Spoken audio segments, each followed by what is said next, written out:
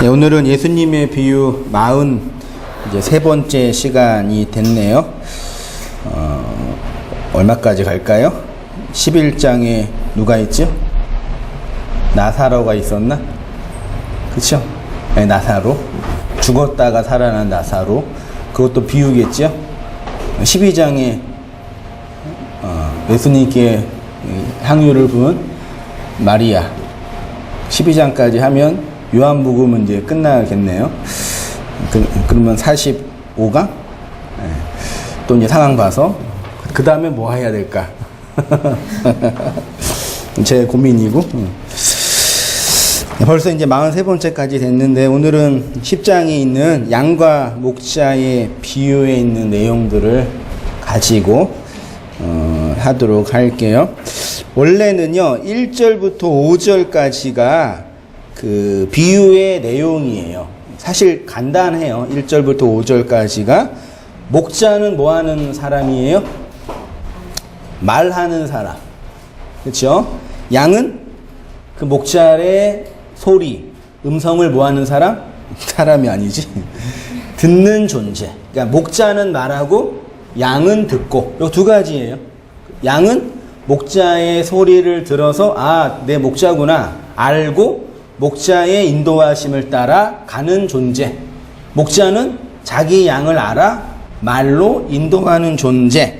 어렵지 않아요. 그 다음에 이제 타인이 나오죠. 또 사꾼이라고도 나오는데 타인의 음성은 알지 못하여서. 타인의 음성을 알지 못한다라는 게 못 알아먹는다 그런 개념도 있겠지만 안 들린다는 의미도 있겠죠. 알지 못하여서 따라가지 않고 도리어 뭐 한대요? 도망간다고 하죠. 이렇게 1절부터 5절까지 비유를 쭉 하시니까 6절에 예수께서 이 비유로 그들에게 말씀하셨으나 그들은 그가 하신 말씀이 무엇인지 뭐예요? 알지 못했어요. 별로 어렵지도 않은 비유인데 저게 무슨 말이야 그런 거. 그래서 다시 7절부터 쭉 재해석하시는 게 내용이에요. 그러니까 1에서 5절까지만 잘 이해해 먹으면 7절부터는 굳이 기록되지 않아도 되는 내용인데 이제 못 알아먹은 사람들을 위해서 다시 재해석, 비유에 대한 재해석을 하고 이게 이제 예수님의 비유 강론의 핵심이에요. 비유를 던져 놓은데 거의 모든 사람들이 알아먹어요? 못 알아먹어요? 못 알아먹어서 다시 재해석하는 게 비유의 말씀들이거든요. 그게 진행되어 있으니까요. 양은 그의 음성을 듣고 목자는 양을 돌봅니다. 예수님은 자신 스스로 양의 목자, 양의 문 혹은 선한 목자라고 정의 내리시죠.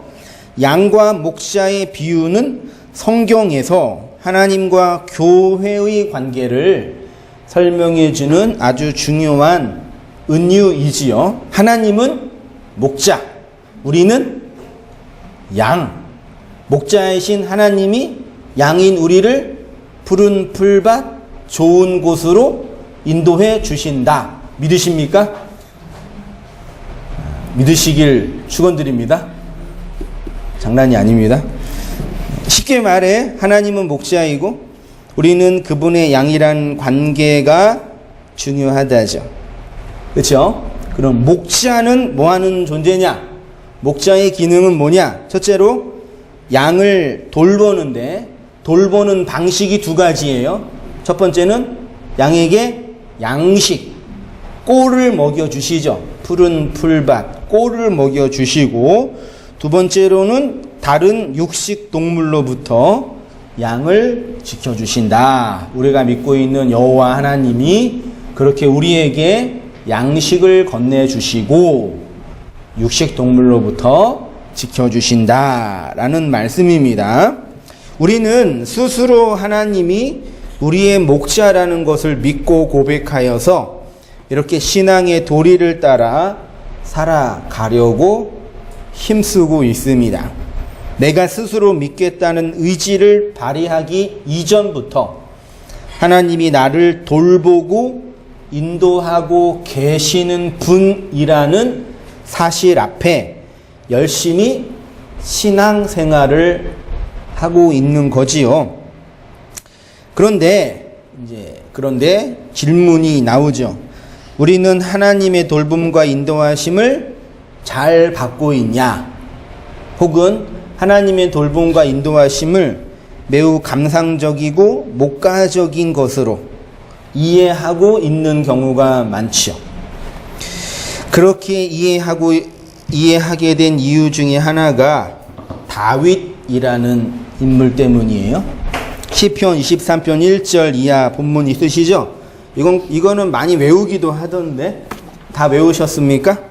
같이 한번 우리 여호와 하나님이 나의 목자라는 걸 믿음으로 한번 고백하는 마음으로 같이 한번 읽도록 하겠습니다. 시작. 여호와는 나의 목자시니 내가 부족함이 없으리로다. 그가 나를 푸른 풀밭에 누이시며 쉴만한 물가로 인도하시는도다. 내 영혼을 소생시키시고 자기 이름을 위하여 의의 길로 인도하시는도다. 내가 사망의 음침한 골짜기로 다닐지라도 해를 두려워하지 않을 것은 주께서 나와 함께 하심이라. 주의 지팡이와 막대기가 나를 안위하시나이다. 주께서 내 원수의 목전에서 내게 상을 차려 주시고 기름을 내 머리에 부으셨으니 내 잔이 넘치나이다. 내 평생의 선하심과 인자심이 나를 따르리니 내가 여호와의 집에 영원히 살리로다. 아멘. 다윗이 시편 23편에서 고백하는 하나님의 이미지 어떠셔요? 어떠십니까? 인자하신 분, 선하신 분, 나한테 부족함이 없이 좋은 길로 인도하시는 분, 나한테 부족함과 연약함이 있다면 그 목자 되신 하나님께 기도하면 금방 채워주실 분처럼 보이죠. 저도 이런 시를 읽으면서 성경은 좋잖아요. 글도 멋있고 감동적이고.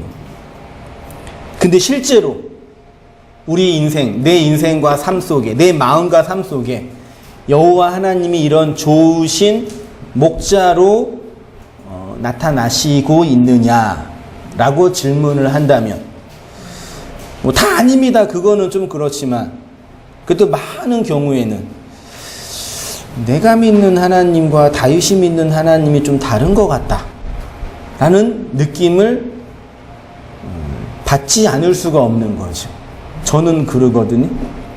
그럼 우리 사랑하는 성도님들은 어떠십니까?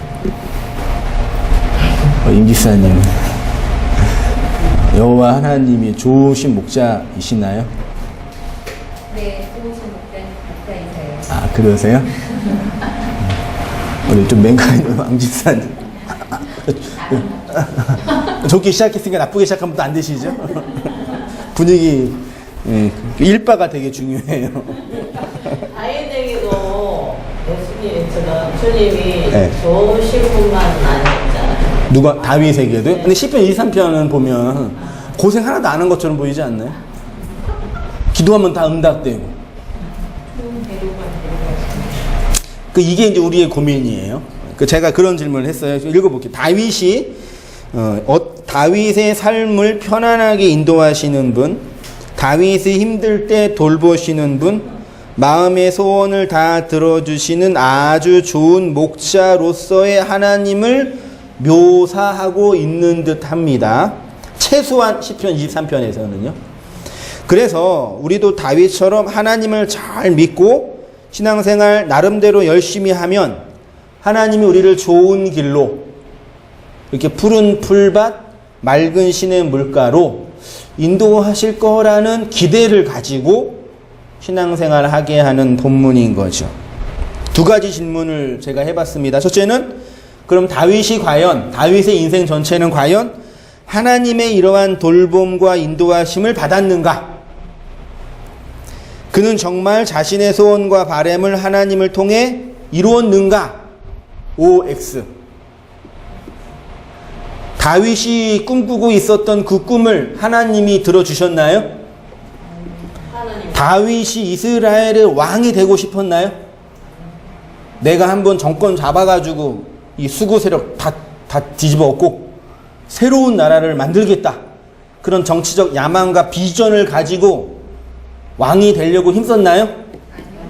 걔는 그냥 시골, 걔라 그래 죄송하지만 그분은 그냥 시골, 그냥 목동이에요. 형들 7이 있는데 아버지가 아들 없냐니까 당신 아들 중에 왕이 나올 것 같아 그러니까 아 그러시냐고. 첫째 아들부터 쭉 얘기했는데 6째 아들까지 얘기하고 나서 얘네들은 아닌데요 그러니까 없는데 그러는 거예요. 아니 8이면 많은 거 아니잖아요. 옛날에 뭐 12도 있고 그러는데 그냥 아빠의 마음속에 아들이 없는 거예요. 그 무시당한 거지. 걔는 아들도 취급 안 받은 애예요. 그냥 구석에서 그냥 일하다가 목동으로 그냥 이렇게 자연환경과 함께 양들과 함께 즐겁게 피리나 불면서 하프나 키면서 목가적인 별로 비전도 없었단 말이에요.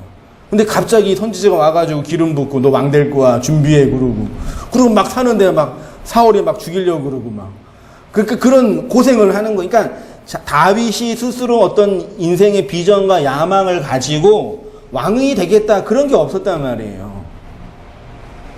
근데 하나님은 그 다윗을 왕으로 만들어준 거잖아요. 그러니까 우리가 생각할 때 성경을 볼 때 다윗이 높은 자리로 올라갔다 그게 아니라 그러니까 다윗의 비전이 있는데 그 비전을 위해서 하나님께 기도해서 그 비전이 이루어진 게 아니라 하나님의 비전이 다윗에게 들어간 거예요. 그래서 그 사도행전에 보면은 내 뜻을 펼칠 수 있는 사람, 내 마음에 합한 사람이라고 한 거죠.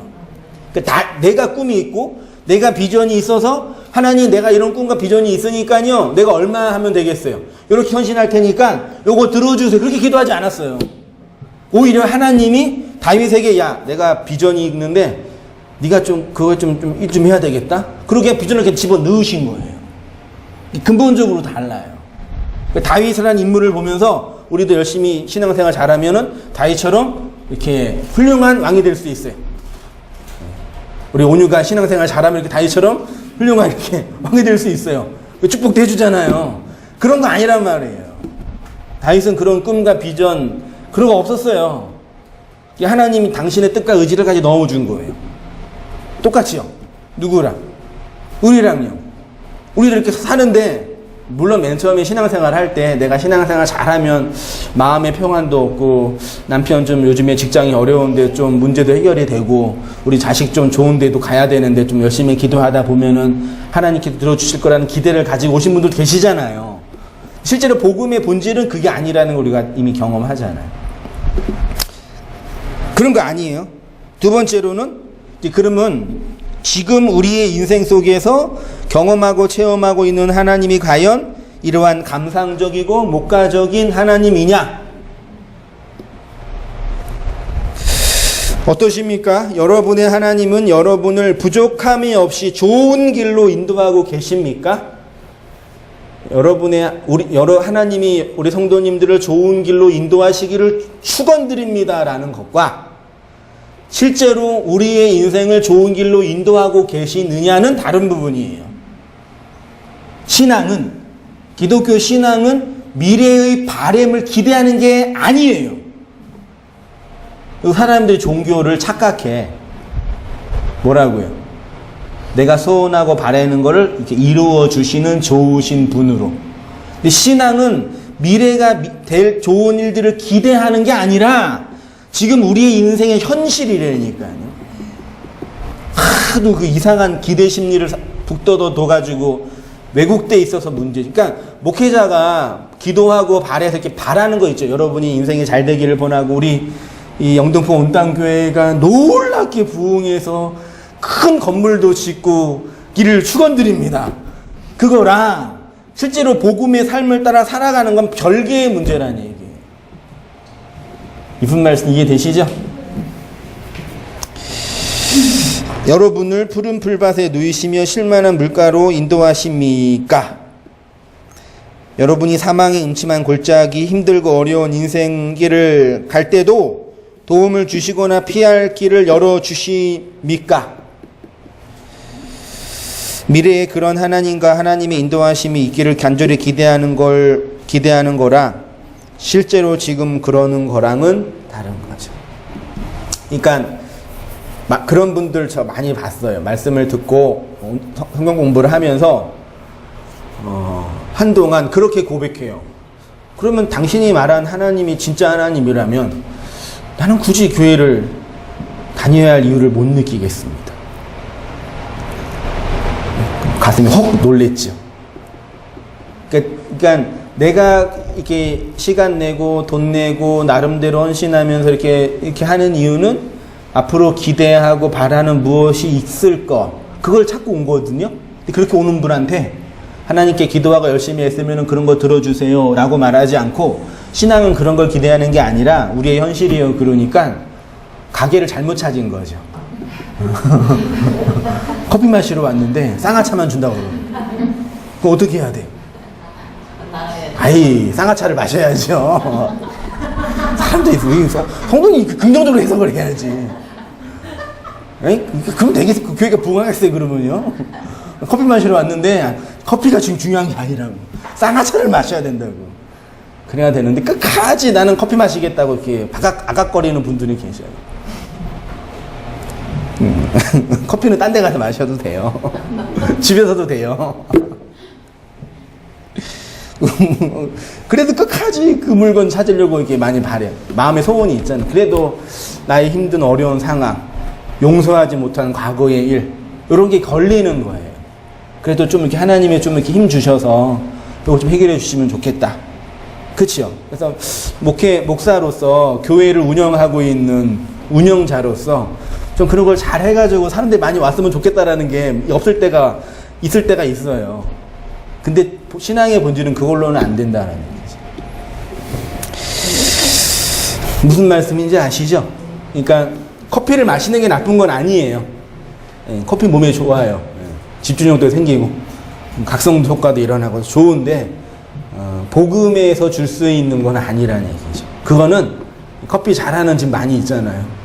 잘 배우고 잘 훈련하면 돼요. 너무 마음이 힘드시면 이렇게 마음을 잘 다스리는 방법, 그런 것도 있어요. 진짜로 재테크 잘하는 방법 있어요, 없어요? 있다니까요. 그거 잘 배우셔요. 네? 잘 배우셔서 이렇게 재산도 이렇게 축적이 되고, 축적된 재산 좀 교회 헌금도 많이 하시고. 근데 교회는 이렇게 재산 축적의 방법을 가르쳐 줄 수가 없다라는 게 문제. 건강하게 사는 방법. 네. 가르쳐주잖아요. 제가요? 네, 그렇죠. 그런 걸 다 구라라 그러는 거예요. 그래요? 제가 복음의 진리를 알고 나서 제일 듣기 싫은 것 중에 하나가 하나님이 다 하셨다라는 말입니다.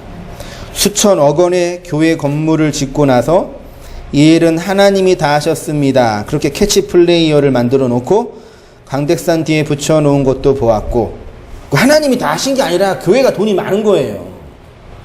돈 많은 부자들이 교회에 많이 온 거예요. 판사, 검사, 사업가. 그래서 돈이 많이 생기는 거예요. 하나님이 다 하신 게 아니라 교회 땅 사는데 땅이 올라간 거예요. 비싼 땅이었기 때문에. 하나님이 다 하신 게 아니에요. 물론 그 모든 주권은 하나님에게 있지요. 근데 나한테는 왜 안 될까요, 여기? 아이가 별로 똑똑하지도 않은데 좋은데 합격했다고 간증하시면서 교회 똑 떨리시는 권사님이 계셔요. 좋지요? 근데 옆에 있는 다른 권사님은 자식이 떨어졌거든. 그 떡 먹을 수 있겠어요? 다른 생각 안 하는지 모르겠어요. 내가 한 아파트 가격 올랐다가 너무 즐거워하시는 거예요. 근데 우리가 있는 집은 내가 산 아파트가 올라갔는데 나는 세입자거든요. 내년에 전세금 2천만 원 올려달라 그럴 텐데. 어떻게 해요? 심지어 하나님의 은혜로 남편 승진했다고 감사원금 내시는 집사님도. 옆에 있는 분은 명퇴당하셨는데. 그러니까 우리가 인생을 살 때 어려운 일을 당하잖아요. 그 있을 수 있어요. 근데 그 문제는 뭐냐면 어떤 게 힘드냐면 하나님의 축복이 없다. 하나님이 나를 축복해 주지 않는 현상이다라는 그 죄책감이 힘든 거예요. 그게 문제라고요. 그런 어려운 일을 당하고 안 당하고가 문제. 그거는 다 당해요. 나이 들면 몸이 쇠약해지시죠. 몸이 계속 아파오시죠. 그거는 하나님의 저주예요. 에? 그냥 자연 현상이라니까요. 직장에다가 경쟁에서 뒤지면 잘리잖아요. 그건 하나님의 저주가 아니라 경쟁에서 뒤진 거예요. 열심히 공부했는데 대학에 못 들어갈 수 있단 말이에요. 경쟁에서 뒤진 거라고요. 하나님의 저주고 뭐 하나님의 뜻이고 이전에. 근데 그거 가지고 성공한 사람들이 난 하나님이 나와 함께 했고 하나님이 날 축복했다 그러면 그럴 수 있어요. 그럴 수 있는데 그렇지 못한 사람이 9명이란 말이에요. 그 사람들은 뭐 받은 거예요? 저주 받은 거예요? 교회를 개척했는데 교회는 망해. 그러면 하나님이 안 하신 거예요? 그렇게 간증하는 목사의 그 간증을 들은 사람이 들은 간증을 보면서 대한민국의 대다수의 목사들은 좌절하는 거예요. 하나님이 우리 교회는 함께 하시지 않는 건가? 저 큰 교회만 함께 하시는 건가? 그러니까 아주 이기적인 자기 욕망만 충족하는 하나님 이용해 먹는 거죠. 좋은 기회가 돼서 이렇게 좋은 환경이 돼서 이렇게 집도 짓고 건물도 지어서 이렇게 많은 사람한테 이렇게 복음을 전할 수 있는 계기가 됐다고. 또 교회학적으로나 선교학적으로 볼 때 그런 메가처치가 과연 선교에 도움이 되느냐라고 할 때 제가 볼 때는 도움 하나도 안 되거든요.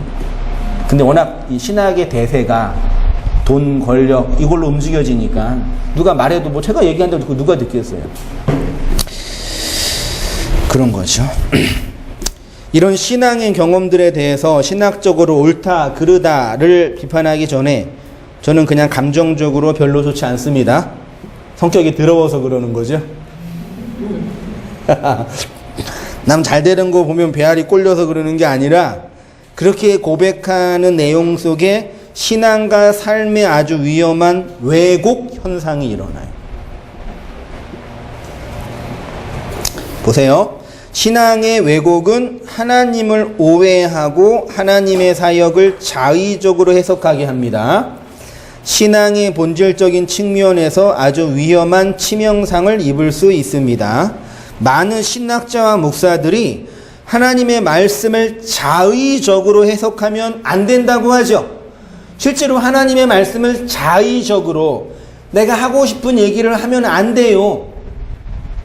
그런데 성경을 원어로 근거해서 파자를 한다든지 알레고리컬, 상징과 비유로 성경을 해석할라 치면 그건 성경을 자의적으로 해석하는 거라고 비난을 해요.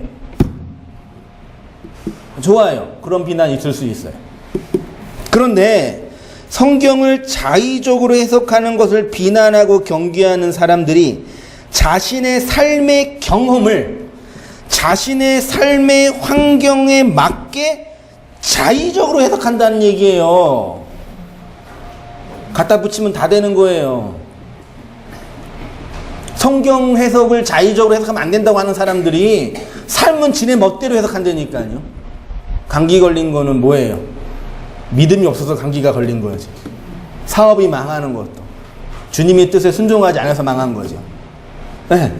그 따위로 다 갖다 붙인다니까요.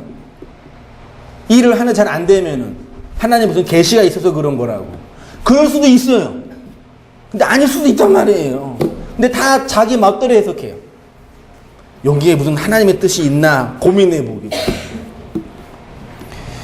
그러니까 이게 우리가 말씀을 공부하다가 중요한 게 뭐냐면요. 성경 해석을 잘해야 돼요. 성경 해석을요. 그 말씀이 가지고 있는 진리를 잘 해석해야 돼요. 그것과 함께 우리의 삶을 잘 해석해야 돼요. 삶의, 그걸 제가 삶의 의미라고 표현하거든요. 삶을 해석해서 삶의 의미는 양식이니까. 그러니까 우리가 성경 해석을 통해서 성경을 객관적으로 공부하고 나누는 차원 이전에 그것이 양식과 내용으로 내 안에 들어와야 된다는 얘기죠. 됐죠? 자, 무식하면 손발이 고생한다는 말이 있는데 자신의 인생을 그렇게 자의적으로 해석을 하면 손발 정도가 아니라 현세와 내세까지 절망의 길을 가게 된다는 것을 잊지 마시길 바랍니다. 모든 사람들이 좋은 일이라고 축복할 때 그 속에 위험과 저주가 도사릴 수 있습니다. 모든 사람이 저주받았다고 비난할 때 하나님의 축복과 선이 있을 수 있는 거예요. 사람들이 진득하니 기다리면서 바르게 해석할 지적인 수준과 마음의 상태가 안 되니까 눈에 보이는 몇 가지 사건들을 보면서 일비하는 거예요. 그래서 신앙이 성장한다, 하나님을 깊이 안다라는 측면 중에 하나가 뭐냐면 역사 속에서 일어나는 여러 가지 사건들이 있죠. 좋은 일, 나쁜 일, 기쁜 일, 슬픈 일, 우울한 일, 행복한 그 일들을 모두 하나님의 그 선과 양식으로 해석하는 해석 능력,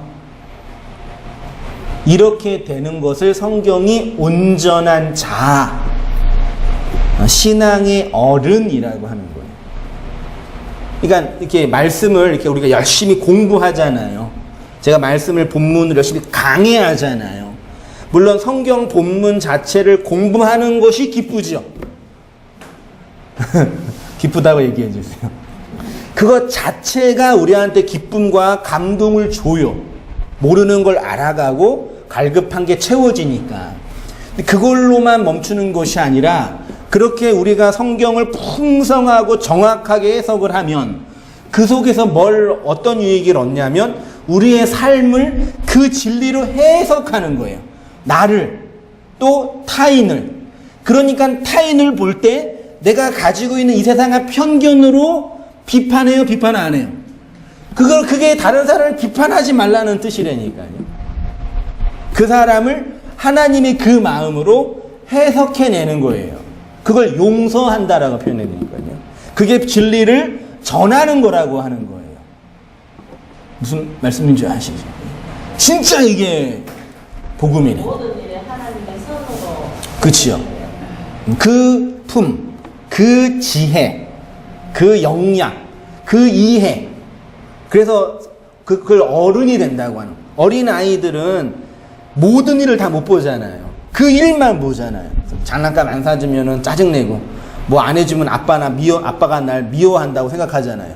다른 의도가 있는데 그걸 이해 못 하잖아요. 어린 아이는요. 그러니까 어른은 그걸 많이 이해하는 거죠. 그 의도가 있고 그 하나님의 관점들을 하나하나.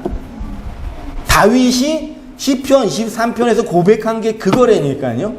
근데 우리는 그 다윗의 그 온전하게 된 그 마음은 이해 못하고 눈에 보이는 몇 개로 좋은 일, 왕됐고 꿈이 이루어지고 뭐 그런 것만 보면서 나의 목자라 그러고 좋은 길로 인도하신다라고 표현을 하는 거죠.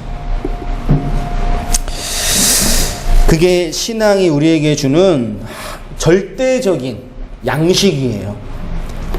무식했죠. 예.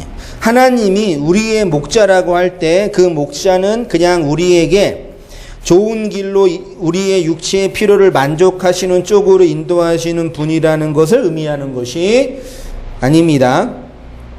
양은 목자의 음성을 듣고 따라간다고 합니다. 그러면 이제 우리가 그 목자의 음성, 그 양식을 어떻게 받고 이 하나님과 역사를 어떻게 그 진리로 해석하느냐의 문제이게요. 그래서 여기 음성이라는 헬라어가 뭐라고요? 포네라는 헬라어래요.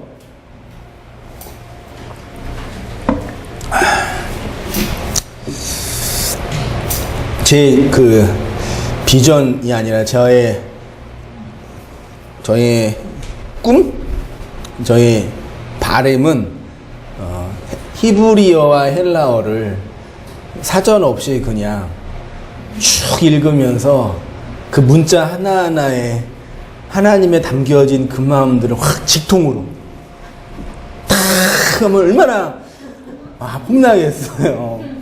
성경 보고 요거 헬라어가 어디냐 성경 찾아보고 사전 찾아보고 요거 하니까 시간이 한 60쯤 되면 다 이렇게 도통하지 않을까요? 히브리 헬라 보면 되게 가슴이 설레이잖아요. 사랑스럽고 저만 그러죠. 이 푸네라는 헬라어가 음성 소리예요. 이 푸네가 어디에서 왔냐면 파이노라는 동사에서 왔다고 하는데요. 이 파이노가 빛나다, 비치다, 나타나다, 명백하게 하다, 보이게 하다, 이런 뜻이랍니다. 소리, 포네와 비치는 것 연관되어 있나요? 안 되는 것처럼 보이죠? 보세요. 소리는 귀로 듣는 것이고 빛은 눈으로 보는 것입니다. 그런데 히브리인들에게 하나님의 소리와 하나님의 비추심은 거의 같은 것으로 여긴 듯 합니다. 하나님의 소리는 하나님의 말씀으로, 하나님의 말씀은 하나님의 빛으로 주어지죠. 여러분, 소리가 뭐예요? 되게 이게 언어학적으로 공부하면 재미있는데 그럴 시간이 안 돼가지고, 소리는 귀로 듣는 거죠. 이 소리는 귀로 들으면은 금방 잊어버리죠. 그래서 이 들은 소리를 그림으로 그려놓는 걸 뭐라 그래요? 그거를 글이라고 하는 거예요. 그래서 모든 글, 모든 문자는 반드시 상형 문자에서 비록되는 거예요. 소리가 나는데 이 소리를 저장을 못하는 거예요. 그래서 그 소리를 그림으로 그려놓는 거예요. 그러면 고대인들이 천둥 소리를 들었죠. 그 어떻게 그걸 저장해요? 천둥 소리, 우르르 쾅쾅. 그림을 어떻게 그려요? 이게 번개로 그리는 거예요. 그러면 1만 년 전에 고대인이 그거를 그려놨잖아요. 1만 년에 그 그림을 보면은 같은 현상, 번개가 치는 걸 보면서 아, 이게 그 번개 소리구나라고 같은 언어로 이해하는 거예요. 그 상형 문자예요. 그림 언어예요, 그게. 소리를 그린 것이 문자이고 문자의 의미를 부여한 것이 말입니다. 그 말을 마음으로 받아들이기 위해서는 빛이 비추어야 하는 것입니다. 그래서 성경은 예수님이 하나님의 말씀으로 오셨고 그 말씀은 빛이 비추이는 것으로 나타난 것입니다. 예수님이 이 땅에 오셔서 행하신 기적은 소리를 듣지 못하는 귀머거리와 빛을 보지 못하는 맹인과 말을 못하는 벙어리를 고쳐주신 거죠. 듣지 못하고 말하지 못하고 보지 못하는 사람을 죽었다 그러는 거예요. 그래서 예수님이 죽은 나사로를 살리는 거예요. 그러니까 뭐냐면요, 우리의 중요한 소리는 예수 그리스도의 십자가죠. 그러니까 아까 고대인들 생각해 보세요. 근데 이렇게 1만 년 전에 이렇게 그림에 이렇게 그렸어요. 이렇게 있고 사람이 이렇게 있고 이게 뭐 번개다 이렇게 해서 1만 년 전에 미안해 그림 했잖아요. 그 1만 년 지나고 나서 우리가 이 그림을 보는 해석을 하는 이 뭐지? 아, 이거 번개 칠 때구나. 그 똑같이 해석이 되는 거죠. 그러니까 이 번개의 의미와 지금 번개의 의미. 근데 번개를 경험하지 못하는 사람이 이걸 보면 뭐라 그래요? 해석을 못하는 거, 지렁이. 이해되시죠? 동일한 경험이 안 돼요. 똑같이 십자가가 있죠. 하나님 우리에게 소리를 낸 거예요. 이 십자가의 의미가 있잖아요.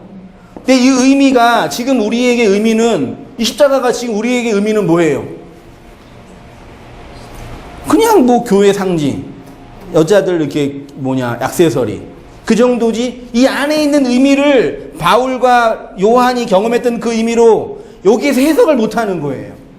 그러니까 이 형상, 소리는 똑같은데 요것에 대한 의미가 다 다르는 거예요. 말을 못하면요. 그럼 이걸 어떻게 해야 돼요? 이 의미를 바울과 요한이 말하고 싶었던 그 의미를 지금 전해야죠. 그걸 누가 하세요? 그걸 성령 하나님이 하시는 거예요. 성령 하나님이 말을 가지고, 말을 가지고, 교사를 가지고, 바울과 요한이 말하고 싶었던 그 십자가의 그 의미와 지금 이 의미를 우리의 입장에서 바르게 해석해내는 거죠. 성령. 근데 전 세계 기독교를 보세요. 똑같아요, 의미가? 똑같아요? 기복주의가 말하는 십자가의 의미와 신비주의가 말하는 십자가의 의미와 자유주의가 말하는 다 다르잖아요. 뭐가 맞을까요?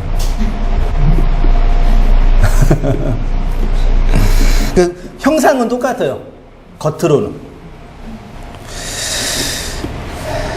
그래서 성경에 소리가 말로 빛으로 나타나는 경험이 이제 복음을 경험하는 경험이고, 우리가 성령을 받을 때, 그 진리를 받을 때 다윗이 경험했던, 바울이 경험했던, 요한이 경험했던 그 하나님의 그 마음을 받는 거죠. 요한 사도행전 2장 1절 보세요. 오순절날 이미 이름에 그들이 다 같이 한 곳에 모였더니 호련히 하늘로부터 급하고 강한 바람 같은 뭐요? 소리가 임했지요. 그 소리가 임하니까 4절에 그들이 다 성령의 충만함을 받고 성령이 뭐요? 말하게 하심을 따라 다른 언어로 말하죠. 각각 그 시대 그 나라의 언어를 하는데 그 언어는 성령이 말하는 그 소리라는 얘기예요. 말은 다른데 의미는 같아요. 그래서 하나의 의미를 마음에 담는 거예요. 그러니까 우리가 말을 하잖아요. 말씀을 배우고 진리를 배우잖아요. 다 다른 말이죠. 근데 그게 성령이 하나의 그 의미로 우리에게 전달해 주는 거예요. 그래서 진리를 함께 들을 때 여러분이 이해하는 그 진리와 내가 이해하는 그 진리가 같아야 돼요. 다르면 동상이몽이라 그러는 거예요. 같은 얘기를 들었는데 자기 입장에서 듣는 거예요. 그러니까 우리가 같은 설교를 들어도 얘기를 하다 보면은 이렇게 하는, 다르네? 왜 다르지? 다른 이유가 각자 있는 거예요. 인식 체계가 다르고 자기는 번개에 대한 경험이 없는 거예요. 예를 들어서 어렸을 때 아버지한테 학대받은 아이들이 커서 하나님은 우리 아버지입니다 그러면 하나님 믿기 싫은 거죠. 아버지의 상 자체가 찌그러져 있으니까. 그러니까 각자 생각하는 의미가 다 다르는 거예요. 그럼 우리는 어디에 갇혀 있냐? 언어라는 이 구조에 갇혀 있는 거예요. 언어. 그래서 제가 이 자리에 앉아서 제가 지금 무슨 말을 해요? 한국말로 하지만 무슨 언어를 해요? 하늘의 언어를 얘기하는 의미화된 언어예요. 미국에 가면은 제가 미국이라는 그 영어라는 언어에 갇혀 있잖아요. 그 자유롭게 못 살 거 아니에요. 영어를 못 하니까. 그렇죠? 마치 뭐 하는 거냐면 나중에 공부하기 우리가 평생 애굽에 있다가 가나안으로 왔어요. 언어가 바뀐 거예요. 말은 무슨 말이에요? 애굽말 하는 거예요. 의미는 가나안 의미예요. 그러니까 아무리 얘기해도 이러는 거예요. 못 알아먹는 거예요. 왜? 난 애굽이니까. 그래서 계속 언어를 얘기해주는, 계속. 영어 단어 몇 개를 들어야지 단어가 들려요? 몇 번을 들어야지? 8,000번인가? 3만 번? 그 미국에서 한 1년, 2년 계속 들으면은 좀 말이 튄다며, 언어 잘하는 학생들은. 이게 계속 들려야지. 맨 처음에 하나도 안 들리죠? 맹맹맹 그러죠. 계속 듣다 보면, 이게 그만, 이게 히어링이 된다 그러잖아요. 똑같아요. 이 천상의 언어. 무슨 말인지 몰라요. 온유가 이해하겠어요? 왜 목사님 저기서 소리 지르고 난리야 그럴 거 아니에요. 근데 여러분은, 목사님 그 말 하고 다 이해하시죠? 다 이해하셔요. 못하는, 이해하는 척 하시면서. 그렇게 하다가 하나씩 들리는 거죠. 사도행전 9장에도요, 바울의 회심의 경험이거든요. 3절 보세요. 3절. 사울이 길을 가다가 다메섹에 가까이 이르더니 호련히 하늘로부터 빛이 비추었어요. 땅이 엎드러짐에 소리가 들리는 거예요. 바울이 그동안 율법주의에서 갖고 있었던 그 애굽의 말을 잃어버리고 그리스도가 전해준 새로운 말을 받는 거죠. 그래서 실어증에 걸린 것처럼 보인 거죠. 말을 못하는 거예요. 왜? 그동안 내가 했던 말이 거짓말이라 이렇게 폭로당하니까. 3페이지 위에요. 이렇게 하나님의 소리가 말로 빛으로 나타난 성도의 삶을 장악하고 그들의 삶을 이끌어 가시는 내용이 사도행전의 내용이고 곧 우리의 인생의 모형이죠. 우리도 이렇게 경험한단 말이에요. 성령이 임해서 방언, 각자의 말을 하지만 그건 모두 그리스도의 그 진리를 전하는 내용인 거예요. 자, 목자의 음성은 목자의 소리로, 그 소리는 목자의 말로 나타나고요. 그 말을 빛이라고 합니다. 그러면 목자의 소리를 내어 말하고 양은 그 소리를 듣고 목자의 인도하심을 따라 간다는 건 무엇이냐? 사도행전에서 사도들이 경험한 이러한 경험이 고스란히 성도의 인생 역사 속에서 그리스도의 말로, 그리스도의 빛으로 나타나게 됩니다. 우리가 목자의 인도하심을 따라간다라는 것은 단순히 전도를 위해서 헌신을 하거나 교회의 부흥을 위해서 일꾼이 된다는 것이 아니라 목자의 음성을 듣고 그 음성의 인도하심을 받는 것을 예수님이 요한복음에서 이렇게 말해요. 나는 선한 목자라. 나는 내 양을 뭐예요? 알고 동그라미 하세요. 양도 나를 뭐예요? 아는 것이 아버지께서 나를 아시고 내가 아버지를 아는 것 같으니 나는 양을 위하여 목숨을 버리노라. 지금 2절 성경 두 구절 속에 알다라는 단어가 4번 나와 있네요. 4번. 이 알다가 헬라어로 기노스코예요. 기노스코. 요게 히브리어로 가면 뭐라고요? 야다예요. 야다의 기본적인 뜻은 알다예요. 근데 동침하다, 마음을 이해하다, 친구가 되다. 히브리인들에게 친구는 마음과 마음을 나누는 존재예요. 그래서 배우자보다 더 친밀했어요. 고대인들은 배우자는 안 친했을 거 아니에요.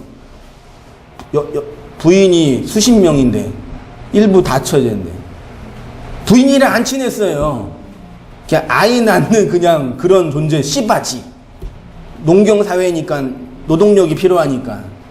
돈 많고 권력 있는 남자는 많은 여자를 거느렸잖아요. 그게 권력이니까요. 진짜 마음과 마음을 나누는 그 존재를 친구라 그런 거예요. 서로를 아는 존재. 우리도 어렸을 때 그 친구를 무슨 친구라 그래요? 불알 친구라 그러잖아요. 모든 부끄러움 없이 하나 그 마음을 아는 그 존재, 그 친구. 그러면 양이 목자의 음성을 듣는다라는 것은 목자를 안다는 거네요. 목자를 아는 게 목자의 소리를 듣는 거예요. 다른 말로 목자의 소리 안에 목자의 말이 있고 빛으로 임한 목자의 마음이 있으니까 목자를 알게 되는데 목자가 양을 알고 양의 목자를 아는 걸 서로 아는 것. 그래서 지지난번에는 서로 사랑, 서로 죽음, 서로 암. 서로라는 단어가 중요하죠. 정말 감동적인 글을 읽으면 그 글자라는 문자 속에 저자의 마음이 소리로 들리죠. 진짜 감동적인 정말 내가 감동적인 책을 읽으면 스토리나 이게 아니라 진짜 이 저자가 말하고 싶은 의도가 그거였구나. 그 영화 같은 것도 재미있게 보려면요, 뛰어난 그 감독은 영상미, 스토리 뭐 다양한 게 있는데 그건 다 그 감독이 말하고 싶은 그 의도가 있단 말이에요. 뭐 인간의 욕망이라든지 인간의 뭐 자존심이라든지 그거를 캐치하면은 그 마음을 설명하기 위한 개별적인 소스들이 되게 재미있게 다가와요. 그렇죠? 그 이번에도 저는 웬만하면 영화를 안 보거든. 볼 시간이 없으니까 즐겁게 보는 것 중에 하나가 이제 트랜스포머. 주위 사람들이 물어보고 그런 쓰레기를 왜 보냐 그러죠. 왜 보기는 그냥 정신없이 그냥 정신 놓고 보는 거죠. 왜 쓰레기라 그런지 알아요? 그러니까 감독이 말하고 싶은 의도가 뭔지 모르겠어요.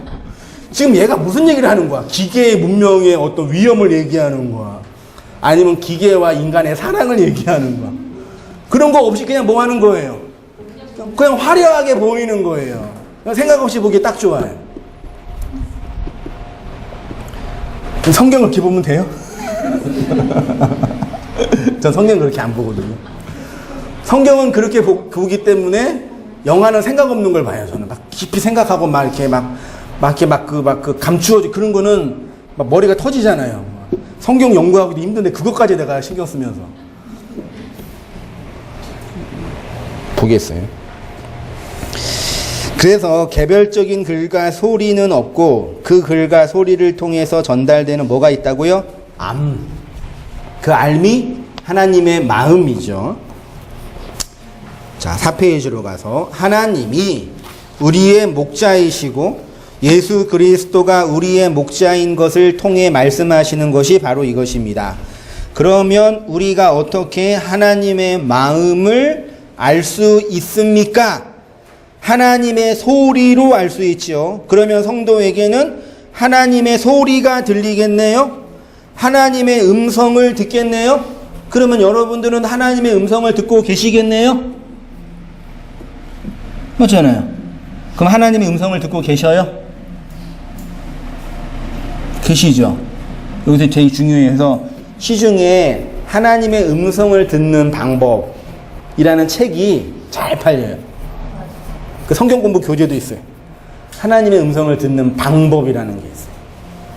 그러니까 하나님의 음성이라는 건 되게 중요한 그 논제인데 음성이 어떻게 들리냐 이게 중요하단 말이에요. 이해되시죠? 하나님의 음성을 듣는다는 것처럼 피상적인 말이 없습니다. 어떻게 해석하느냐에 따라서 하나님의 상 자체가 달라지기 때문입니다. 한국 교회의 대표적인 신학 분파는 크게 두 가지라고 했는데 첫째는 번영의 신학을 그대로 받아 이 세상의 성공과 복을 말하는 기복주의가 있고 둘째로 신비주의적 은사주의 신학으로 종교적 감정, 체계, 체험, 방언, 예언, 투시, 영분별 이런 것을 중심으로 교회를 운영하는 신비주의자가 있습니다. 사실 이 둘은 서로 깊이 연관되어 있는데 특히 신비주의 운동을 하는 분들 중에 하나님의 음성을 듣는 방법이라는 주제와 내용으로 설교하고 성경 공부도 하고요. 그런 책들도 잘 팔리고 있지요. 하나님의 음성을 듣는다는 것은 신비주의적인 관점에서 내면의 소리를 듣는다든지 예언을 한다든지 어떠한 기도를 받는다든지 그런 게 아니죠. 실제로 큰 무슨 교회가 있어요. 예배 설교가 끝나면 이렇게 3, 4, 5로 모여서 예언을 서로 하는 거예요. 그래도 해볼까요? 서로 얘기해 주는 거예요. 사업이 잘 안 되는 이유가 이걸 안 해서 그러니까 이걸 해보라고. 엄청나게 부흥했어요. 거기. 건물 크게 짓겠다고. 몰려드는 거예요, 사람들이. 왜요? 힘드니까. 이번에 그 투자한 게 잘 될지 도통 모르니까. 이번에 우리 큰아이가 대학에 붙을 수 있을지 고민되니까. 취업은 할 수 있을지. 그런 거 하나님의 음성이에요, 아니에요? 심리적으로요. 내가 헬라어 히브리어가 사랑스럽다 그랬잖아요. 막 잠에서요. 그게 보여요. 하늘에서 문자가 떨어진다니까요. 진짜예요. 그럼 내가 그거 가지고 성동님 내가 어저께 하나님께서 나한테 말씀해 주셨다고. 히브리어를 봤는데 알레프라는 단어가 보였다고. 이게 무슨 계시라고. 그럴 수 있죠. 정말 내가 막 원하면요 보인다니까요. 우리 대부분의 환상은 거의 다 그거예요. 근데 왜 로또는 안 보일까요? 그게 문제예요. 숫자 6개만 보이면 끝나는데. 우리 한번 해볼까요? 숫자 해가지고. 히브리어 숫자 다 있으니까 알레프는 1이니까 해볼까 한번? 그거 하면 진짜 괜찮겠는데 장사로? 인터넷에 로또 점수를 주는 그런 사이트가 있어요. 돈 내고 받아야 돼요. 한번 해볼까 저도요 한번? 정말 원하면 보인다니까요. 꿈속에서 보이고 트라우마를 막 경험하면 보이고. 그런 거는 그냥 우리의 자연적인 성향이에요. 그리고 정말 원하면 또 이렇게 길도 열려요. 마음이 막 원하면 그게 보인다니까요. 그거 가지고 막 하나님이 특별하게 인도해 주시고. 생각해 보세요. 아, 난 이 기복주의, 신비주의 그런 게 못 다니겠어. 그러면 뭘 열망하겠어요? 그 진리를 전하는, 복음을 전하는 그 교회와 목사를 원할 거 아니에요. 간절히 원해요. 그럼 찾을 거 아니에요. 인터넷에서 찾든지, 지인한테 물어보든지. 거기 있으니까 저기 영등포 여기에 한승희 목사라고, 목사 있다고. 그걸 만났잖아요. 하나님께서 인도하신 좋은 목사라고. 맞나? 내가 원하니까 되는 거지, 그게. 하나님께서 가만히 있는데 저절로 가보라 그러신 거예요.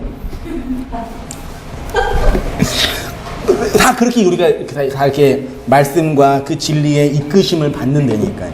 그러니까 보세요. 그 사람이 뭘 원하냐, 뭘 열망하냐가 그 사람이 어떤 사람이니가 결정되는 거라니까요. 되게 중요한 거예요. 이런 거 다 보면서 그 심리학도 프로이드 심리학을 보면은 이제 아이가 자라다가 사춘기가 되잖아요. 사춘기라는 건 뭐예요? 성의식이 생기는 거예요.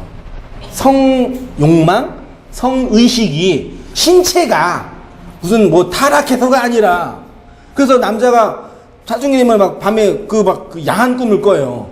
실제로 그걸 몽정이라 그러잖아요. 근데 그거를 도덕적으로 갇혀있는 곳에서는 내가 음란해서 그런 거야. 음란막이 씌어서 그러는 거야. 너 그러면 악이야. 그러고 우리가 자랐단 말이에요, 어렸을 때.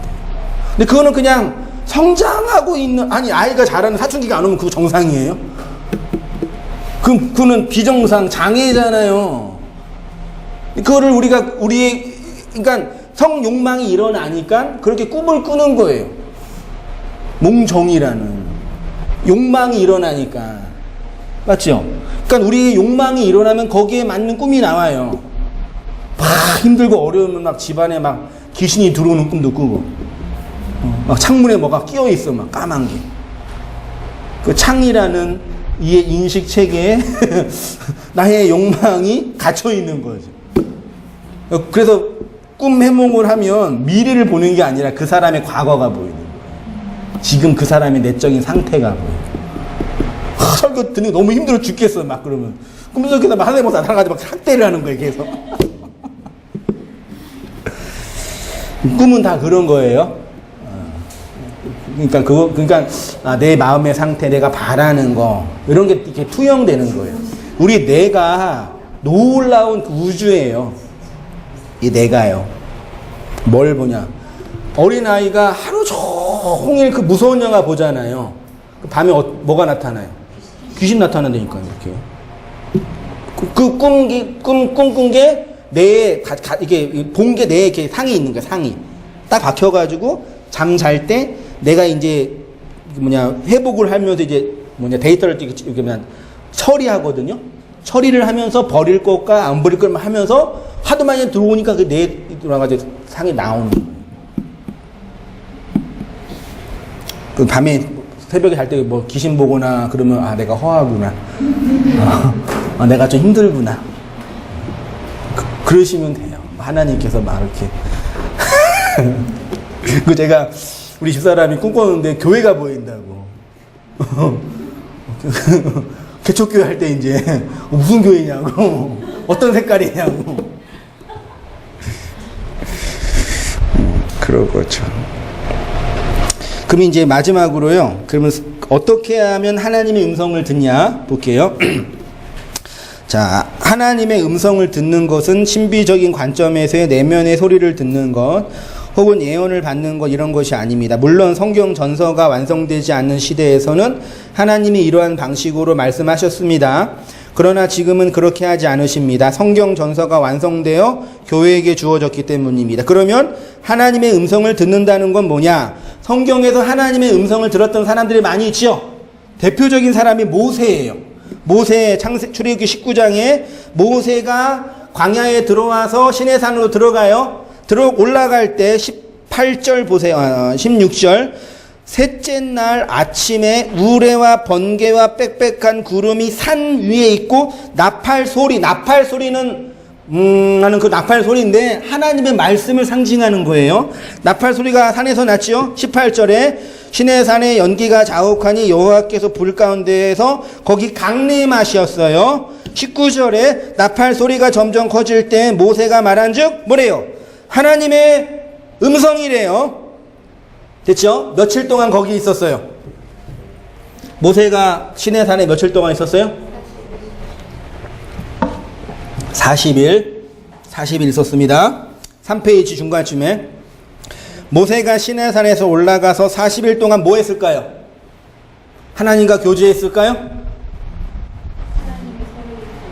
그렇죠. 소리를 문자화 했을 거 아니에요. 40일 내내 성경 공부했을 거예요. 야 모세야, 당시에는 문자가 없었어요. 그 고대 시대에는요, 문자는요, 우리처럼 평민들이 볼 수 있는 게 아니었어요.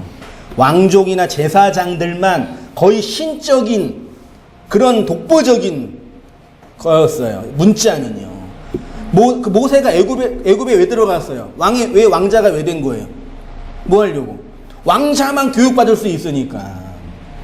거기에서 애굽의 그 당시의 모든 문화, 학문을 다 배운 거예요. 왕자로서.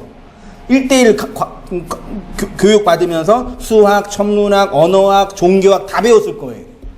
하나님이 그렇게 하신 거예요. 그래서 그 산에 올라가서 그 학문의 근거를 가지고 애굽에 있는 그 문자, 뭐 시나이 원문자라고 얘기는 하는데 그 문자를 얘기해 주는 거예요. 야, 이 알레프 이거 있지? 요거는 이런 뜻이야. 요거는 요런 뜻이야. 40일 내내 그 문자를 배운 거예요. 배우고 내려오니까 머리에 후광이 확 비치는 거예요. 네? 공부를 깊이 하면 후광이 확 비친다니까요. 아우라가 확 안 보여요. 제대에 없나요? 아, 난 이게 없어가지고 이게 보여야 돼 이게 아우라가. 옛날에 몇 년 전에 그 카페 교회 할 때는 뒤에 아우라가 이렇게 보였어요. 옛날 영상 보세요. 조명. 아니 필요 없어요. 제 스스로 조명을 발휘해야죠. 40일 내내 문자 배운 거예요. 그러면 40일이라는 게 무슨 뜻이에요? 인생 역사와 삶을 의미해요. 그럼 우리가 모세처럼 뭐 하는 거예요? 40일 내내 40으로 주어진 인생 역사 속에서 하나님의 하늘의 그 문자를 배우는 거라니까요. 그 말, 그 소리, 그 마음을. 그래서 이 문자를 배우고 이 문자 안에 담겨져 있는 하나님의 그 소리를 듣고 하나님의 마음을 담으면 이 문자를 배운 목적이 완성된 거예요. 그러니까 사람들이 공부하기 싫어하는 거, 성경 공부, 말씀 배우기 싫은 거는 뭐 싫은 거예요? 하나님의 그 마음 담기 싫다라는 완고한 표현이에요. 그냥 공부하는 게 싫다라는 얘기가 아니에요. 그치요? 요거는 이런 공부는, 나는 이 공부는요, 세상의 가방끈이나 학력과 아무 상관없어요. 아무리 똑똑한 박사들도요, 하나님의 그 마음이 없으면 이런 공부 절대 하기 싫어요. 근데 무학자라도 공부에 그렇게 관심이 없는 분이라도 하나님의 그 마음이 들리면 배우고 싶어 한다니까요. 모세가 배운 문자야. 그러면 모세가 어떻게 문자를 배웠겠습니까? 물론 모세는 애굽의 왕자로 애굽 문자에 능하였기에 글자 자체를 배웠다기보다는 그 안에 있는 언약적, 구속적 의미를 배웠을 것입니다. 하나님께서 문자를 주시고 그 문자의 소리를 들려주시고 의미를 해석하는 거죠. 그렇죠? 네가 애굽에서 배운 문자 있지? 요거를 들고 이게 원래 그 뜻이었잖아. 그게 아니라 이거야 라고 다 했는 거예요. 그래서 우리가 말씀을 들을 때 우리의 애굽 문자, 세상 사랑, 자기 욕망 그거 삭제당하고 하나님이 넣어준 하늘의 그 사랑, 하늘의 그 문자가 들어오는 거예요. 이게 그거라니까요. 그걸 어디서 배웠어요? 이스라엘 백성이요. 40년의 광야. 모세는 40일 동안 산에서 고스란히 40년의 광야에서 뺑뺑이 돌면서 뭐 배운 거예요? 하나님 그 문자 배운 거예요. 그 우리 인생이 40이잖아요. 뭐 배워요? 뺑뺑이 돌면서 그 문자 배우는 거예요. 그래서 돈도 잃어버리기도 하고 건강도 잃어버리기도 하고 성공하기도 하고 실패하기도 하면서 모든 일을 겪으면서 그 하나님의 그 마음을 배우고 어디 들어가요? 가나안으로 들어가는 거예요. 하나님의 음성, 목자의 음성이 우리에게 주어지는 것도 똑같습니다. 이 세상의 문자를 그림으로 그려주시고, 그림으로 그려주셨죠? 우리 인생이죠? 그 그림의 소리로 들려주시죠? 그리고 그 안에 있는 의미를 해석하게 하셔서 가르쳐 주십니다. 그러면 우리에게 주어진 문자는 뭐냐? 하나님의 소리가 담겨져 있는 뭐라고요?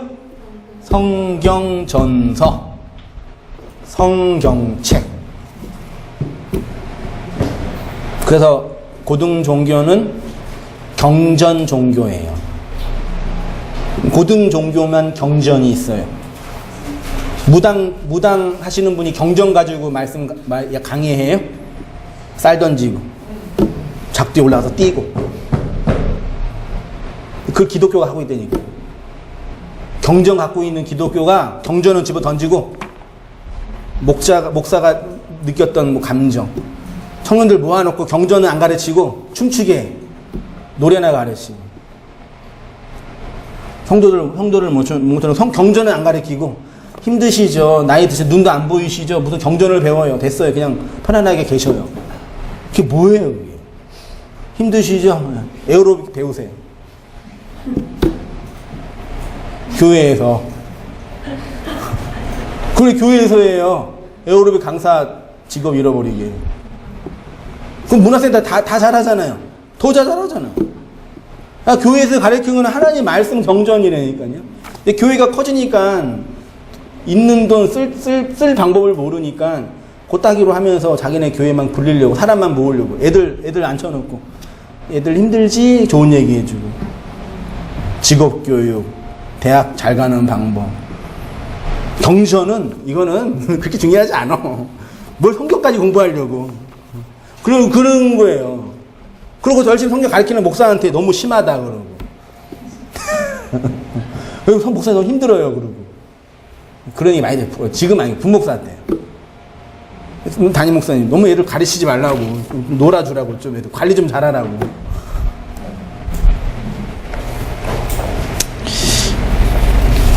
성경 경전을 근거로 하나님의 그 마음을 여러분 성경 많이 읽으세요. 우리 온당기에 오셔가지고 증상 중에 하나 성경을 안 읽어. 왜 안 읽어요? 그러니까 어차피 내가 읽어도 이해 못하니까요. 아주 완악해요 사람들. 자기가 읽어야지. 어차피 내가 읽어도 어차피 내 몸대로 해석하니까 그냥 당신 말만 들을게요. 그렇다고 설교도 안 들어 또.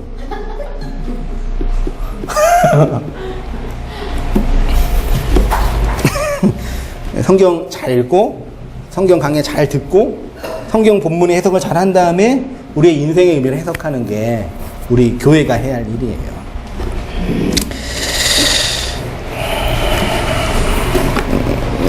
이 성경 전서는 문자 안에 하나님의 영으로 전달되는 소리가 있고 그 의미를 해석해 가는 것을 통해서 하나님의 음성이 있습니다. 5페이지로 갑니다.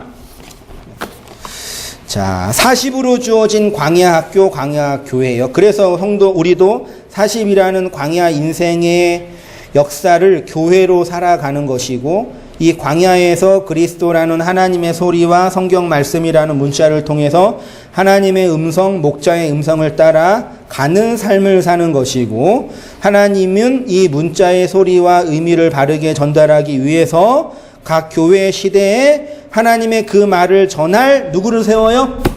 선지자, 사도, 복음 전하는 자를 세웠어요. 에베소 4장 11절 같이 한번 읽어보십니다. 시작. 그가 어떤 사람은 사도로, 어떤 사람은 선지자로, 어떤 사람은 복음 전하는 자로, 어떤 사람은 목사와 교사로 섬겼으니. 예. 자, 4장 11절의 본문에는 4개의 직임이 있는데 사도, 호, 아포스톨로스, 선지자, 호, 프로페테스, 복음 전하는 자, 호, 유앙겔리테스, 목자와 교사, 호, 포이멘, 카이, 디다스칼로스. 이 본문을 근거로 목사가 사도와 선지자와 버금가는 하나님의 사역자라고 말씀하시는 분들이 있는데 여기에서 말하는 목사는 목사가 아니라 목자예요. 포이멘. 목사는 성경에 직임이 없어요. 하나님이 기름 부으셔서 된 게 아니에요. 그럼 뭐지? 교사. 목자로서의 목자의 일을 하는 교사예요. 가르치는 사람. 앞에 세 개는요. 그런 게 여기 단회직이라 그래요. 계시가 완성되기 전에 계시의 완성을 위해서 하나님이 일시적으로 세운 직임이에요. 지금 사도 있어요? 없어요? 지금 선지자 있어요? 복음 전하는 자는 복음을 전하는 자가 아니라 이게 메신저예요. 천사가 뭐예요? 앙겔로스죠. 앙겔로스가 메신저라 그랬잖아요. 하나님의 그 말을 전하는 대사가 복음 전하는 자로 번역을 한 거예요. 그러니까 선지자, 사도, 복음 전하는 자의 일을 하는 사람이 목자로서의 교사. 그래서 지금 계시가 완성됐잖아요. 성경이 완성됐잖아요. 더 이상 필요 없어 이런 직임은요. 완성된 성경에 있는 의미를 성령 하나님과 그 내용을 담는 인간 목사가, 교사가 이 내용을 전하는 것, 모임을 위해서. 그게 신약교회예요. 원래. 그 초대교회는 그렇게 모였어요. 그게 이제 커가면 카톨릭화 되면서 이제 교직화된 거죠. 그 가르치를 하는, 그래서 한 사람의 애굽에 살았던 사람이 정말 그 진리와 말씀 속에 돌아오려면 반드시 누굴 만나야 돼? 그 복음을 전하는 교사를 반드시 만나야 돼요. 그 물어보세요. 너 진짜 신앙이 있어? 네. 누구를 통해서 그 신앙 배웠어? 하나님께서. 복음이 없는 거예요. 난 바울을 통해서 배웠다고. 없는 거라니까.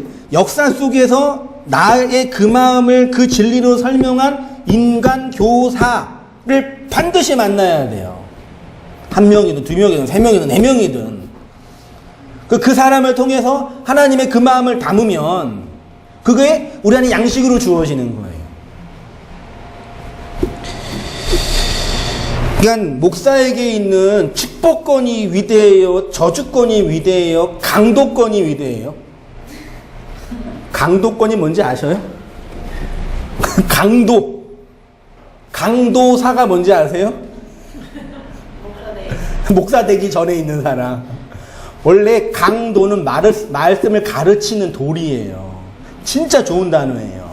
그러니까 강도사는 이제부터 비로소 말씀을 가르칠 수 있는 위치가 됐습니다. 그거예요. 그럼 강도권은 뭐예요, 그러면? 뺏어가는 게 아니라 말씀을 가르칠 수 있는 권위가 주어진 거예요. 목사에게 주어진 권위는 강도권뿐이 없어요. 말씀을, 이 진리를 하나님의 그 마음으로 전하는 권위, 그런 권위가 없으면 말씀을 전해요, 못 전해요? 못 전해요. 말하라 그러면 그래, 니라 생각하지. 그래요, 다. 그 권위가 주어지는 거예요. 그거 없으면 말씀 못 전한다니까요. 축복권, 저주권 그런 거 있지도 않고 오히려 부모한테 많이 있어요. 부모한테. 그 자식을 나 축복해줘야 돼요. 내가 축복을 잘 못해줘가지고 큰아들이 말을 안 듣는 건지 모르겠지만 나름대로 했는데, 많이 어렸을 때. 사춘기라서 그러나? 축복권은 부모한테 있고 목사는 강도권만 있어요. 말씀을 가르치는 권위. 그러니까 성도님들이 말씀을 배우려는 마음이 없으면 저한테 뭐예요? 저를 뭘로 봐요? 물로 봐요. 근데 말씀을 배우려는 의지가 있는 분한테 저를 뭘로 봐요? 선지자로 보이는 거죠. 아, 최소한 그 말씀 할 때는 그 진리로 보이잖아요. 그게 목사예요. 이해되시죠? 나중이라도 제가 없거나 또 어떤 계기가 돼서 또 이렇게 가실 때 그 말씀을 전한 그 교사. 그 어떤 분은 다 배웠으니까 이제 누구한테 더 이상 배울 필요가 없다고 이제 그런 분도 계시긴 계셔요. 뭐 그런다고 하는데 뭐라고 하겠습니까만은. 애굽에 살던 우리가 출애굽하여 그리스도라는 언약의 산 아래서 그리스도의 말을 받습니다. 그리스도의 그 말은 성경 전서라는 문자를 통해서 우리에게 넘겨졌습니다. 그래서 그 문자를 성경 전서를 받은 우리가 광야 40년의 교회의 인생 속에서 교사의 일하는 목사의 가르침을 받아 하나님을 알아가는 삶, 그게 하나님의 인도하심이에요. 5페이지 맨 위에요. 또 우리 안에 우리에 들지 아니한 다른 양들이 내게 있어 내가 인도하여야 할 터이니 그들도 내 음성을 듣고 한 무리가 되어 한 목자에게 있을지어다. 이런 걸 아재 개그라 그러죠. 다 안 웃더라고요. 40의 삶으로 120을 살아가는 인생. 그래서 모든 사람은 자신의 인생을 모세의 인생처럼 40으로 살아가요. 어떻게 해요? 광야, 애굽의 40, 광야의 40, 가나안의 40. 말이 좀 안 맞죠? 모세가 가나안 못 들어갔죠. 근데 모세는 광야가 40이에요. 첫 번째 광야는 애굽에서 사람 죽이고 도망 나왔죠. 그게 모세의 광야예요. 모세의 그 광야 40을 지나서 모세의 가나안적 광야가 이스라엘 백성에게 말씀을 건네준 그 광야가 모세에게는 가나안이에요. 이해되시나요? 그 가나안은 들어가면 좋은 곳, 그런 데가 아니라 내 인생의 광야에서 그 진리를 받아서 건네주는 그 위치, 그거를 가나안의 40이라고 하자는 얘기예요. 그래서 창세기에서 인간의 연수가 몇 년이라고요? 120년이에요. 우리는 120을 살아가요. 상징적으로 애굽의 40을 살아가고 광야의 40을 살아가고 가나안의 40을 살아가면서 인생의 역사를 완성하는 거란 말이에요. 이거를 김기동 씨는 잘못 이해해가지고 120년인데 90에 죽으면 30년 귀신 된다고. 그 귀신한테 어려움을 당하지 않게 기도를 받아야 된다고. 그래서 부흥했잖아요, 성남교회. 이 사람들이 무식하시죠, 어른들이. 그런 걸 속나. 자, 여러분은 애굽에서 나오신 거죠? 아직도 애국교회에 계셔요? 열심히 희생제사 드리면서 나 좀 살려주세요. 나 인생 힘들어요. 나 집은 언제 주세요. 내 자식은 좀 좋은 데 가야 되는데. 계속 그러세요? 애국에서 나오셔요? 안 나오셨어요? 빨리 나오셔요? 안 나오셨으면? 거기서 나오셨으면 광야에서 목자의 음성을 들으며 하나님을 알아가는 삶을 살아. 그래서 진짜 맞아요. 애굽에서 나오면은 반드시 그 진리를 찾아요. 그래서 뭐 가나안 성도도 있고 인터넷 성도도 있고 그런 다양한 스펙트럼이 있는 거예요. 말씀을 찾다 보니까. 거기서 나오셨으면 이제 광야에서 목자의 음성을 들으며 하나님을 알아가는 삶을 살아가게 되는 것이고, 그리고 그 삶은 다른 양들을 한 목자에게로 인도하는 가나안의 사실이 되는 거기도 한 거죠. 그게 예수님께서 우리에게 말씀하신 한 목자 안에 한 무리에 있기를 강력히 바라는 그 목자의 심정이에요. 이거 가지고 우리도 무리 안에 들지 않는 다른 양떼들을 빨리 데리고 와야 된다고, 그런 말이 아니에요. 자, 서로 사랑, 서로함, 진리를 행하는 삶. 목자의 음성을 통해서 목자의 말을 배우고 그 말 속에 진리로 비추는 그리스도의 의미를 마음에 담아 하나님과 서로 아는 자로 살아가는 자들이 바로 교회이고요. 그래서 요한이 서신서에서 서로 사랑하라. 서로를 사랑하는 것이 서로를 아는 것이고 그 알미 진리 안에서 행하는 삶이다. 요한 1서 4장 7절 사랑하는 자들아 우리가 서로 사랑하자. 사랑은 하나님께 속한 것이니 사랑하는 자마다 하나님으로부터 나서 하나님을 알고 사랑하는 자들아 하나님이 이같이 우리를 사랑하셨은즉 우리도 서로 사랑하는 것이 마땅하다. 요한 3서 1장 1절은 같이 읽어보겠습니다. 시작. 장로인 나는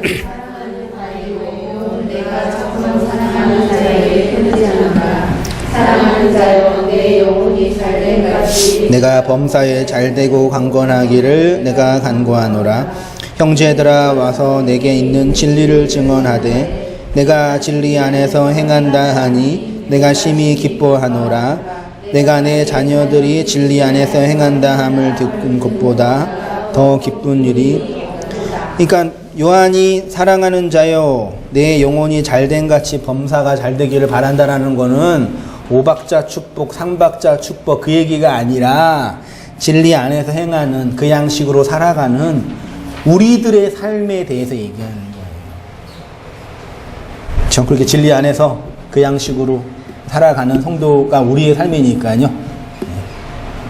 힘내시고 격려하시면서 잘 이끄시면서 끝까지 그 길 잘 가시기를 부탁을 드리겠습니다. 잠깐 기도할게요. 하나님 아버지, 함께 말씀 나누고 그 진리 안에서 행할 수 있도록 양식 주셔서 감사합니다. 어디에 있든지 무엇을 하든지 어떤 상태에 있든지 우리의 인생이 애굽의 40으로 광야의 40으로 가나안의 40으로 그 진리를 따라 이끌어 가고 있음을 발견하고 알았사오니 그 안에서 이 땅에서 경험하는 희노애락을 하나님의 그 양식으로 받아서 힘들 때 주님 의지하고 번영할 때 감사가 넘치는 우리의 모든 삶이 다 되어지도록 인도하여 주시옵소서. 예수님의 이름으로 기도합니다. 아멘. 우리